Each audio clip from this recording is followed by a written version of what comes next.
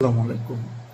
আমার যখন বিসিএস এর রেজাল্ট দিল, আমরা সবগুলো বন্ধু বান্ধবী একসাথে বসে গেলাম কি যে আমরা জীবনে কোনোদিন দুর্নীতি করবো না এবং কাউকে দুর্নীতি করতে দেব না। ঠিক আছে? তো দেখা যাচ্ছে কি তার কয়েকদিনের মধ্যে আমাদের ভেরিফিকেশন শুরু হলো। এখন ভেরিফিকেশন শুরু হলো, তো দেখা যাচ্ছে কি যিনি ভেরিফিকেশন করছেন তাকে দেখা যাচ্ছে কি আমাদের মিনিমাম ১,৫০০ টাকা করে দিতে হলো আর কি। তো মিনিমাম ১,৫০০, অনেকের কাছ থেকে অনেককে অনেক বেশিও দিতে হয়েছে আর কি। তো যাই হোক, তারপর আমরা সিদ্ধান্ত নিলাম না, এটা তো বোধহয় একবারই দিতে হচ্ছে। ঠিক আছে, আমরা তো ক্যাডার হয়ে গেছি, মানে বিশেষ ক্যাডার হয়ে গেছি আমরা, আমাদের তো হয় আর কখনো কোনো ঘুষ দিতে হবে না, এরকমটাই হচ্ছে ইস্যু। এরপর যেটা দেখা গেল, আমরা যখন জয়েন করলাম, জয়েন করার প্রায় ১.৫ মাস ২ মাস ৩ মাস, মানে ২.৫ মাস ৩ মাস পর্যন্ত আমাদের বেতন হচ্ছে না, সামনে ঈদ। এখন কি করতে হবে, ওই যে কিছু মানুষ থাকেন তাদেরকে মিষ্টি খাওয়ার টাকা না দিলে তারা আসলে বেতনটা করে দেবে না।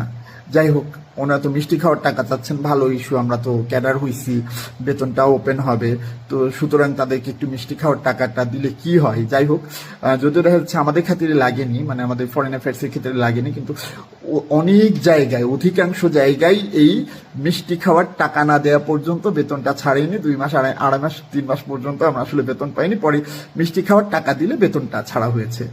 যাই হোক, এরপর আমরা ঢাকায় যারা জয়েন করলাম তাদের ক্ষেত্রে দেখা যাচ্ছে কি মানে তাদের অনেক মন্ত্রণালয়ের পর্যাপ্ত পরিমাণ আবাসন ছিল না আর কি। তো এই আবাসন সংকট থাকার কারণে যেটা হয়েছে যে আমরা সবাই অন্য একটা সংশ্লিষ্ট সংশ্লিষ্ট বিভাগে আমরা বারবার যোগাযোগ করেছি যে আমাদেরকে এই ঢাকায় থাকার জন্য কোনো ধরনের কোটা দেওয়া যায় কিনা, কিছু দেওয়া যায় কিনা। যারা পেয়েছে তাদের প্রত্যেককে ৫০ থেকে ৭০,০০০ টাকা ঘুষ দিতে হয়েছে আর কি। সেটাও গেল।